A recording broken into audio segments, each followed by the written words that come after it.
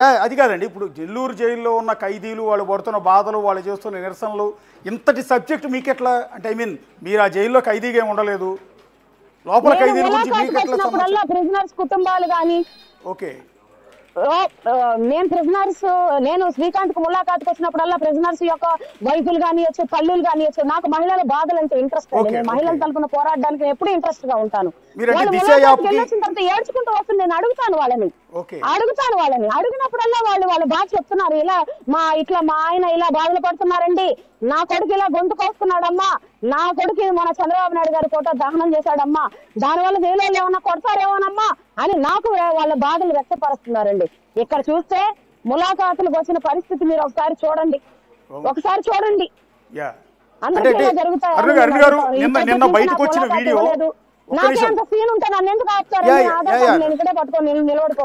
Correct అండి, మీరు అన్నది లాజిక్ పాయింటే.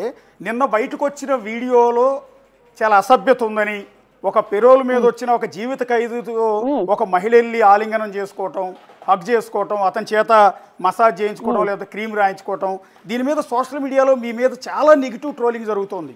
వాళ్ళందరికీ ఏం చెప్తారు? అసలు ఎందుకు అతని చేత క్రీమ్ రాయించుకోవాల్సిన పరిస్థితి? అతనే పేషెంట్ కదా, ప్రత్యేకమైన పర్మిషన్ న్యూస్ కోసం వాళ్ళు దాన్ని అట్లా చిత్రీకరిస్తున్నారండి. ఇప్పుడు ఒక ఖైదీని నన్ను కేర్ టేకర్ గా ఉండేవని చెప్పినప్పుడు ఆయన మానసిక పరిస్థితి కూడా నేను దృష్టిలో పెట్టుకొని అతనికి ఫిజియోథెరపీ చేయించడం గానీ, ఆయన చేతికి ట్రీట్మెంట్ అందించడం కానీ, గవర్నమెంట్ హాస్పిటల్లో ఎవరండి అంత కేర్ గా చూసేవాళ్ళు? నేను లేకపోతే శ్రీకాంత్ చెయ్యి అసలు పోయి ఉండేదండి. ఇప్పటికీ స్టిల్ ఈ పూటకి ఆయన రిస్ట్ పడిపోయి ఒక చెయ్యి పని చేయలేనటువంటి పరిస్థితుల్లో ఉంది. మీరు కావాలంటే ఆయన మెడికల్ రిపోర్ట్స్ అన్ని కూడా నేను జైలు వాళ్ళ దగ్గర నుంచి బతిలాడైనా తీసుకొస్తాను. ఆయనకి ఎన్ని వ్యాధులు ఉన్నాయనేది మెడికల్ సర్టిఫికేట్ నేను ఇస్తాను, మీరు ప్రచురించండి. ఆయన దగ్గర ఒక నిమిషం నేను ఆలింగనం అంటున్నారు కదా మీరు, అది అలా వాళ్ళు చిత్రీకరిస్తున్నారండి. దానిలో ఏముందండి తప్పు? నేను చేసుకోబోయే భర్త ఏ భార్యతో కాపురాలు చేయకుండా ఉన్నారండి ఈ రోజుల్లో? ఇప్పుడు దువ్వాడ శ్రీనివాసు దివ్యల మాధురి చేస్తున్న దానికన్నా నేనేం తప్పు చేయలేదే. అంటే అంటే మీరు సొసైటీ గురించి మీకు తెలిసిందేనండి కదండి, నేనేం తప్పు చేయలేదు. అంటే ఇప్పుడు ఒక మీరు కావాలి అనుకుంటే, మీరు భర్త చనిపోయారు, మీకు బిడ్డ ఉన్నట్టున్నారు, బేసిక్గా మీరు కావాలి అనుకుంటే మిమ్మల్ని పెళ్లి చేసుకోవడానికి చాలా మంది క్యూలో ఉంటారు. అలాంటిది ఒక జీవిత ఖైదు పడిన వ్యక్తిని, అనేక వ్యాధులు ఉన్నాయని మీరే చెప్తున్నారు, ఇన్ని వివాదాల్లో ఉన్న వ్యక్తి, వ్యాధులు ఉన్న వ్యక్తిని ఎందుకు ప్రేమిస్తున్నారు, ఎందుకు పెళ్లి చేసుకోవాలనుకుంటున్నారు అంటే జనానికి క్లారిటీ ఇవ్వడం కోసం. ఒక్కసారి నేను 2022లో అప్పటి వరకు కూడా నాకు అసలు ఏ ఉద్దేశం లేదండి. నేను అప్పుడు నిర్ణయం తీసుకున్నాను, ఆ నిర్ణయానికి కట్టుబడి ఉంటాను. మాట తప్పే వ్యక్తిత్వం నాది కాదండి. నేను ఆ మనిషి జీవితాన్ని నా జీవితంలోకి తెచ్చుకొని మేము హ్యాపీగా నెల్లూరు వదిలిపెట్టేసి వెళ్ళిపోయేసి మేము ఎక్కడన్నా బతకాలి, జీవించాలని మంచి ఉద్దేశంతో ఉన్నాను. నేను అందరిని కూడా రిక్వెస్ట్ చేస్తున్నాను, మీడియాను కానీ, పోలీసు వాళ్ళని కానీ, గవర్నమెంట్ ని కానీ, నా ప్రేమను బతికించండి. ఇంతకు మించి నేనేం చెప్పలేనండి. లేనిపోని అన్ని ఎవరెవరి మాటలో ఎవరెవరి ప్రలోభాలతో లొంగిపోయి లేనిపోని అన్ని మీరు స్క్రోలింగ్ లేసి లోపల ఉన్నటువంటి అతన్ని నన్ను బయట హత్యకు గురి చేసే విధంగా అయితే చేయబోకండి. ఆల్రెడీ మీరు ఈ పేపర్ లో స్క్రోలింగ్లన్నీ చేసి మమ్మల్ని హత్య చేసినట్టు మేము భావిస్తా ఉన్నాం. మానసికంగా చచ్చిపోతున్నాం అండి. గుండె ధైర్యం గలదాన్ని కాబట్టి ఈ రోజు మీడియాలో మాట్లాడుతున్నాను, కానీ నార్మల్ గృహిణి అయితే ఎప్పుడో ఊరేసుకుని చచ్చిపోయేదండి. మీరు ఒక ఇండిపెండెంట్ అభ్యర్థిగా పోటీ చేశారు కదండి గత ఎన్నికల్లో.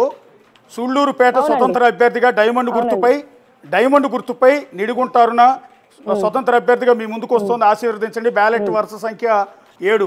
మీరు రిలీజ్ చేసిన పోస్టర్ కూడా నా దగ్గర ఉంది. అంటే ఒక సాధారణమైన మహిళ అంటూ ఉన్నారు, నేను కూడా దాన్ని యాక్సెప్ట్ చేస్తున్నాను. ఎమ్మెల్యేగా పోటీ చేసే అంత అంటే ఎక్స్పెన్సివ్, బోల్డ్ అంత ఖర్చు, డబ్బులు కావాలి. మీ ఇవాళ రేపు కోట్ల రూపాయల డబ్బు లేకుండా ఎన్నికల్లో పోటీ చేయడం గెలవడం సాధ్యం కాదు. మరొక సామాన్యమైన మహిళ నిడుగుంటారున గారు ఎమ్మెల్యేగా ఎట్లా పోటీ చేశారు అని. నేను చేసింది స్వతంత్ర అభ్యర్థిగా అండి. నేను ఎంత మాత్రపు ఖర్చు పెట్టానని నేను ఎక్స్పెండిచర్ కూడా రిటర్న్ గా చూపించాను. నాకు ఎంత ఉన్నాయి, ఎన్ని ఆస్తులు ఉన్నాయని కూడా అఫిడవిట్ లో నేను అఫీషియల్ గానే చూపించానండి. ఒకసారి మీరు ఆన్లైన్ లో చెక్ చేస్తే అన్ని వివరాలు మీకే తెలుస్తాయండి. కోట్ల రూపాయలు ఉన్న వాళ్ళే ఎమ్మెల్యేగా పోటీ చేయాలి అనుకుంటే వాళ్ళు ఖచ్చితంగా గెలుస్తారు, నాలా ఓడిపోరు.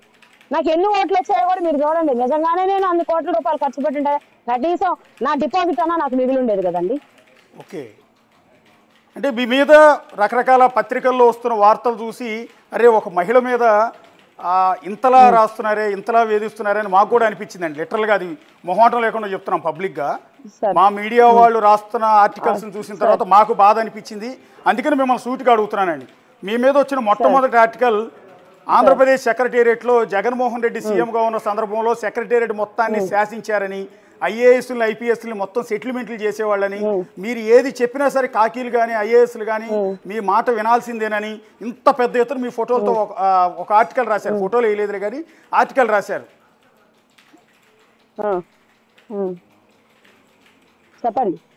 అంటే ఎట్లా అది నిజమేనా? నిజంగా మీకు సెక్రటేరియట్కి వెళ్ళేవాళ్ళ ఐఏఎస్ ఐపీఎస్లో లేకపోతే వాళ్ళ దగ్గరికి వాళ్ళ పేషీల్లోకి మీకు అనుమతి ఉండేదా నిజంగా? సార్ ఒకటి సార్, అదే ఐఏఎస్లు అదే ఐపీఎస్లు కదా సార్ ఇప్పుడు పనిచేస్తున్నారు అదే సెక్రటరేట్లో.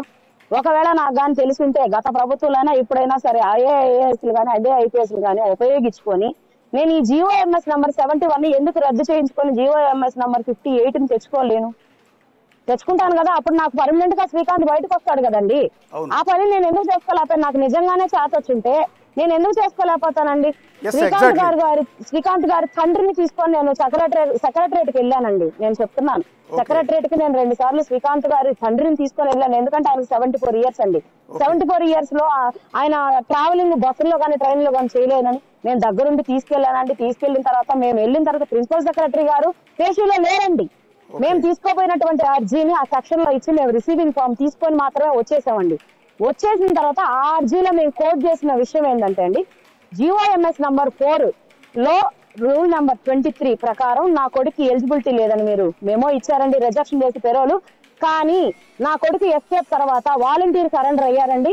వాలంటీర్ సరెండర్ అయిన తర్వాత కూడా ఆయన 3 సార్లు పరోల్ మీద పెరోల్ మీద వచ్చి వెళ్ళారు. గుడ్ కండక్ట్ తో వెళ్ళాడని చెప్పేసి అన్ని కూడా మేము వాళ్ళకి సబ్మిట్ చేసామండి అర్జీతో పాటు. ఆ రిప్రజెంటేషన్ ని గవర్నమెంట్ యాక్సెప్ట్ చేసి మాత్రమే మాకు పెరోల్ శాంక్షన్ చేసిందండి. దీనిలో ఎవరు చక్రం తిప్పింది కానీ ఎవరు ఇన్ఫ్లుయెన్స్ ఉపయోగించింది కానీ లేదండి.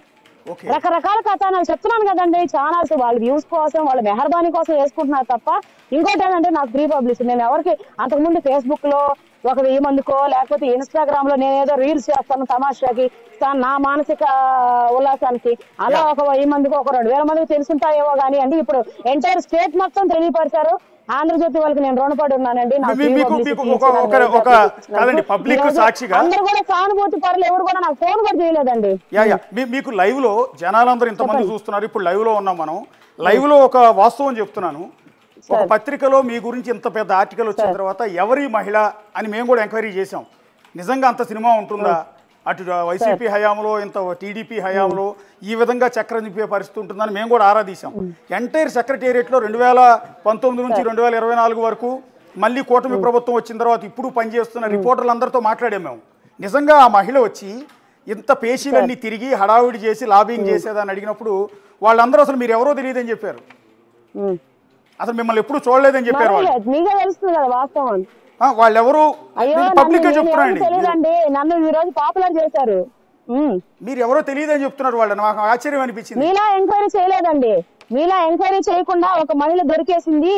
ఆ మహిళని మేము ఇష్ట ప్రకారం వంకరగా చిత్రీకరించేసి ఆమెను పరువు తీసేసి మానసికంగా చంపేస్తే పోనని ఛానల్స్ వాళ్ళందరూ పని కట్టుకున్నారండి. నేను అందరిని అనడం లేదు కానీ మహాన్యూస్ వాళ్ళని అయితే మాత్రం పబ్లిక్ గా అంటానండి. వాళ్ళ మీద ఇందులో ఏమైనా కాన్స్పిరసీ కనిపిస్తుందా? ఎందుకంటే మొదట శ్రీకాంత్ పెరోల్ మీద ఇంత పెద్ద ఆర్టికల్ వచ్చింది ఒక పత్రికలో.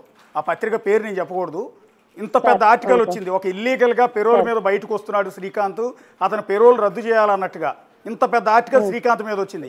కట్ చేస్తే అది వచ్చిన వారం 10 రోజులకేమో మీ మీద ఒక ఆర్టికల్ వచ్చింది. ఏంటి దీనికి దానికి ఏమైనా లింక్ ఉందా? ఆ తర్వాత అతను పెరోల్ రద్దు అయింది. దీనికి దానికి ఏమైనా లింక్ ఉందా? అంటే ఏమైనా కాన్స్పిరసీ జరిగిందా? ఆ రోజే సార్ ఆంధ్రజ్యోతిలో వచ్చిన ఆర్టికల్ ప్రకారమే ఆ గంటల వ్యవధిలోనే పెరోల్ గవర్నమెంట్ క్యాన్సిల్ చేసిందండి. ఒక పేపర్ లో వచ్చిన వార్తను బేస్ చేసుకొని పెరోల్ క్యాన్సిల్ చేయడం అనేది హోంశాఖ చరిత్రలోనే మొట్టమొదటి కేసు ఏమోనండి. మీరు ఎంక్వైరీ కూడా చేయండి దాని మీద. ఇప్పుడు నేను అడుగుతున్నానండి ఆంధ్రజ్యోతి వాళ్ళని, ఇల్లీగల్ అంటున్నారు కదా, ఇల్లీగల్ పెరోల్ అంటున్నారు కదా, మరి ఇల్లీగల్ పెరోల్ ఇచ్చిన ఫైల్ మీరు తెప్పించుకోండి.